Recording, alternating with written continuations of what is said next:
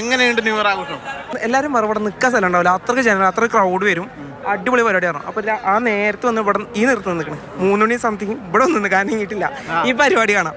പരിപാടിന്റെ quality ഞങ്ങൾക്ക് അറിയാലോ, ഇത്ര ഊള പരിപാടി വേറെ ഞാൻ കണ്ടിട്ടില്ല. സത്യം പറയാലോ, കിടക്കണം ഷൂട്ട് ചെയ്ത് നോക്കി അങ്ങോട്ട് നോക്കണില്ല. അങ്ങനെ പരിപാടി തുടങ്ങിയപ്പോ ഇവിടെ ഒന്ന് കടന്നതാ. അപ്പൊ ആ പരിപാടിന്റെ ക്വാളിറ്റി ഒന്ന് ആലോചിച്ച് നോക്കി. ഒന്നാമത്തെ ഭയങ്കര ചൂട്, പിന്നെ എക്സ്പെക്ട് ചെയ്ത പോലെ ഒന്നുമില്ല എന്നുള്ളതാ.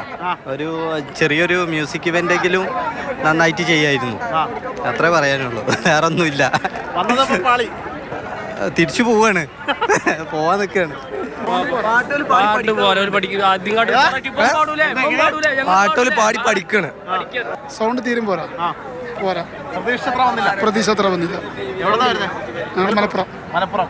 ശരിക്കും പറഞ്ഞാൽ കൊച്ചിയിൽ വന്നിട്ട് വൈബ് കിട്ടിയില്ല. എങ്ങനെയുണ്ട് പരിപാടി? ഇഷ്ടപ്പെട്ടില്ല. ഇത് സൗണ്ട് തീരല്ല, സ്പീക്കറൊന്നും ഇല്ലാത്തോണ്ടേ ഈ സൈഡിലോട്ട് ബാക്കിൽ ഞങ്ങൾക്കൊന്നും സൗണ്ട് ഒന്നും കേൾക്കാം. ഞാൻ പട്ടാമ്പി. ഇഷ്ടപ്പെട്ട പരിപാടി? കുഴപ്പമില്ല, എനിക്കിഷ്ടായില്ല. 10 മിനിറ്റ് അവർ പറഞ്ഞിന്, അതിലെന്താന്ന് അറിയില്ല. ഒരു 10 മിനിറ്റ് സൗണ്ടും എല്ലാം ക്ലിയർ ആക്കുമെന്ന് പറഞ്ഞിന്.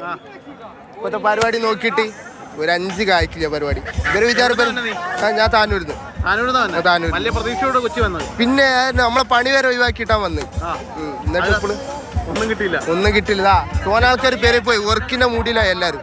വളരെ മോശം. വളരെ ഇങ്ങനത്തെ ഒരു പരിപാടി ലൈഫിൽ കണ്ടിട്ടില്ല. ഞങ്ങൾ മലപ്പുറത്ത് നിന്ന് വരുന്നത്. ഈ നിങ്ങൾ ഈ കാണുന്ന പ്രേക്ഷകർ നോക്കി നോക്കൂ, ഇവർക്കുള്ള ഒരു സൗണ്ട് സിസ്റ്റം ഒന്നും ഇവിടെ ഇല്ല.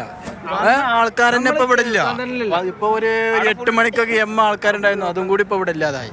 ലക്ഷക്കണക്കിന് പേരാണ് പുതുവത്സരാഘോഷത്തിനായി ഫോർട്ട് കൊച്ചിയിലേക്ക് എത്തിയത്. പക്ഷേ വന്നവരെല്ലാം അതിവേഗത്തിൽ തിരിച്ചു പോവുകയാണ്.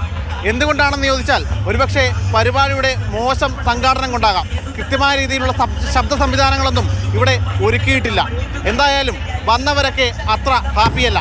ക്യാമറമാൻ ശരത് അമ്പാട്ടുകാവിനൊപ്പം ശ്യാമപ്രസാദ് ഉത്തമൻ, മാതൃഭൂമി ന്യൂസ്, കൊച്ചി.